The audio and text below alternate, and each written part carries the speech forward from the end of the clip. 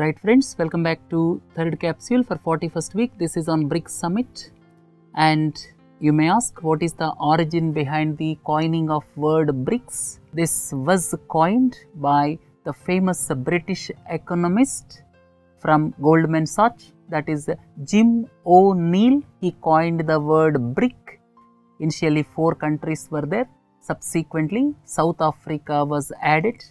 And what is the significance of this grouping? The significance of this grouping is all 5 are developing countries with different sets of challenges, and the Bretton Woods order created World Bank as well as International Monetary Fund.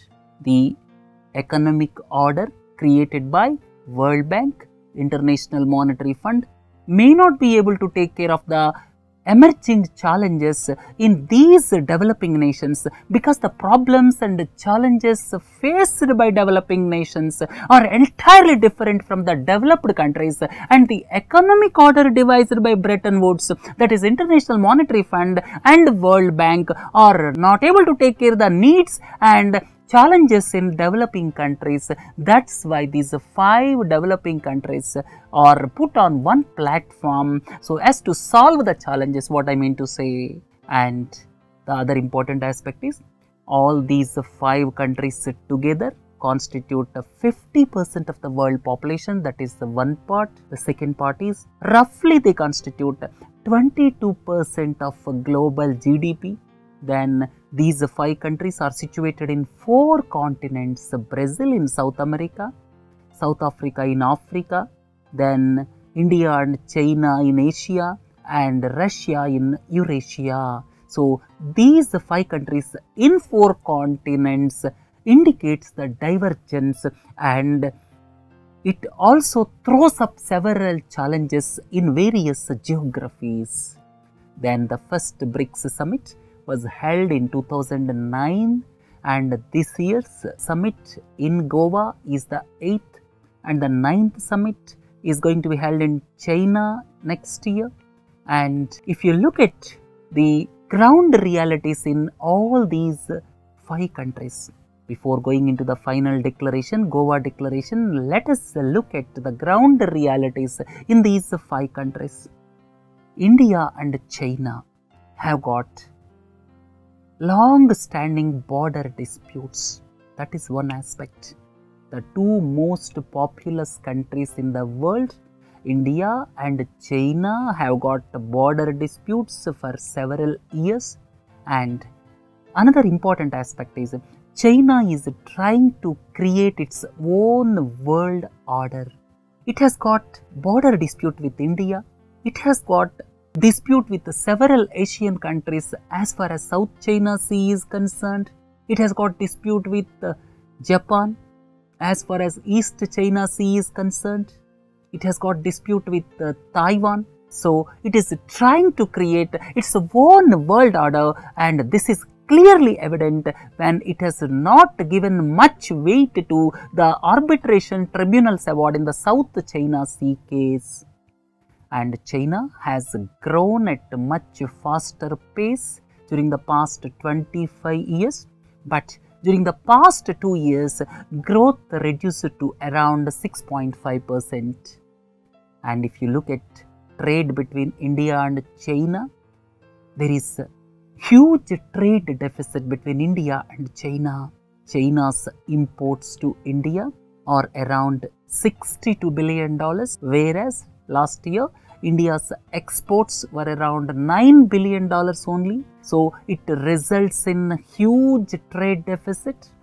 Trade deficit with China is $53 billion, and trade deficit is increasing year after year. You may ask, what is the reason? The reason is China is not giving free access to our pharmaceuticals as well as information and communication technology products. All of you are familiar with the fact that we are strong in pharmaceuticals as well as information and communication technology products, but China is not giving a free access to our products. Then the next important aspect is India is worried about China's close relationship with Pakistan. A case in point is $46 billion China-Pakistan economic corridor, and it incidentally passes through Pak-occupied Kashmir. And if you look at Russia, Russia is also beset with its own problems. As we have already discussed in previous lectures, Russia is strong in petroleum reserves, but because of a fall in petroleum prices, Russian economy is suffering badly. Not only that, the other reason is because of accession of Crimea region in Ukraine by Russia. West imposed sanctions on Russia. Because of sanctions imposed by West on Russia, the economy is struggling. So, Russian economy is struggling because of two reasons. One is a fall in petroleum prices, and the second one is the sanctions imposed by West on Russia. Under these circumstances, Russia is looking at the countries like Pakistan. Pakistan was Cold War enemy to the then USSR, but Russia is now looking at Pakistan probably with a view to have defense deals with that country, because Russia immediately need market for their defense products because of the crash in petroleum prices. And other aspects, in the near future, the cooperation between Russia and China appears imminent. Then other aspect is with regard to Brazil. Brazil is under recession, not only because of the fall in commodity prices, but also because of the political turmoil in Brazil. All of you are familiar with the fact that Dilma Rousseff, the former president of Brazil, was impeached recently. Then if you look at South Africa, South Africa is having its own problems of corruption, and economy is not doing well. And New Development Bank started its operations during 2015, and during the past 1 year, almost loans worth $900 million were sanctioned, and the bank stated that next year $2.5 billion worth of loans will be given.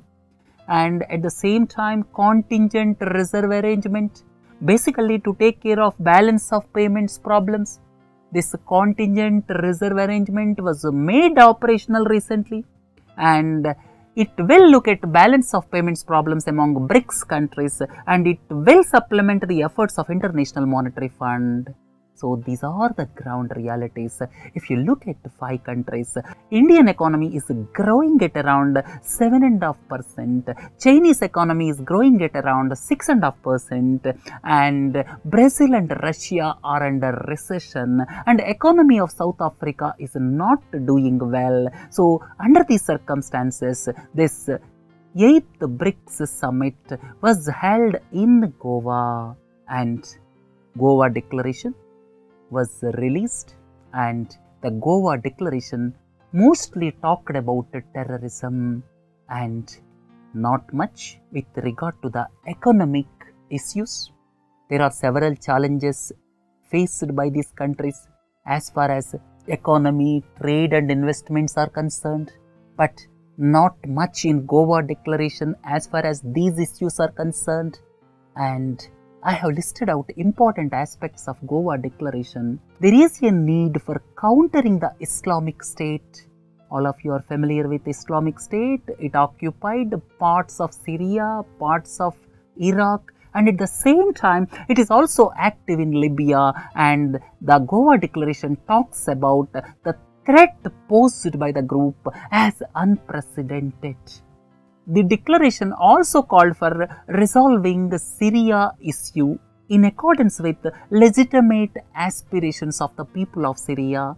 At the same time, it called for comprehensive convention on international terrorism in the United Nations General Assembly. At the same time, action is to be taken against United Nations designated terrorist groups like Islamic State as well as Jabhat al-Nusra, and all nations to counter radicalism and block sources of financing international terrorism.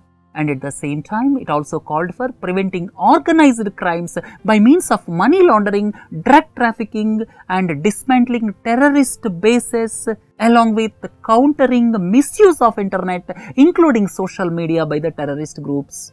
and BRICS Summit decided to have separate credit rating agency for BRICS countries. And if you look at other salient points, BRICS sought a strong quota-based and adequately resourced IMF to bridge the financing gap for infrastructure development in developing countries. Basically, infrastructure development is essential to push economic growth in developing countries, and IMF should make available more resources for developing countries. And at the same time, BRICS also highlighted the importance of public and private investments in infrastructure to ensure sustained long-term growth. At the same time, it laid more emphasis on financing gaps in infrastructure, including through enhanced involvement of multilateral development banks. So this is all about BRICS Summit and Goa Declaration, and nothing much came out of this Goa Declaration, and a galaxy of leaders assembled at Goa for 48 hours without much tangible output.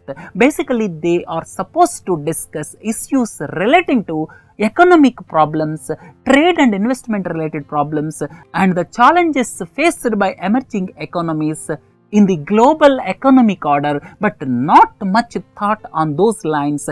Hence, you can say Goa Summit is a failure, right friends?